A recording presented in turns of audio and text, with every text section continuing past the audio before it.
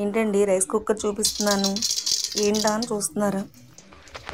లేదు రైస్ కుక్కర్లో ఉడియాలు వేయించడం ఏంట్రా బాబు, చక్కగా గ్యాస్ మీద వేయించుకు రైస్ కుక్కర్లో వేయిస్తుంది ఏంటి అని చూస్తున్నారా?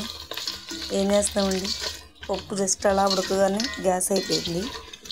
గ్యాస్ బండ్ చేయడం కూడా మర్చిపోయాము లాస్ట్ టైము. తప్పదు కదా మరి, పప్పు అంటే ఉడియాలు కంపల్సరీ ఉండాల్సిందే, లేదంటే ముద్ద దిగదు. అందుకనేనండి రైస్ కుక్కర్లో త్యాగం చేస్తున్నాను. కానీ ఇప్పుడే కాదండి, మామూలుగా ఎప్పుడైనా గ్యాస్ అయిపోయినా కూడా చక్కగా రైస్ కుక్కర్లో అయితే నేను కర్రీస్ అవి చేస్తాను. రైస్ ఒకటే కాదు, టీ పెట్టడం కానీ పాలు కానీ అన్నీ రైస్ కుక్కర్లోనే చేసుకుంటానండి. గ్యాస్ వచ్చే వరకు వెంటనే పొయ్యి అంటించి అంత త్యాగం అయితే నేను చేయలేను, కానీ కట్టెల పొయ్యి మీద రైస్ కుక్కర్లో అయితే చాలా ఈజీగా చేసుకుంటాను.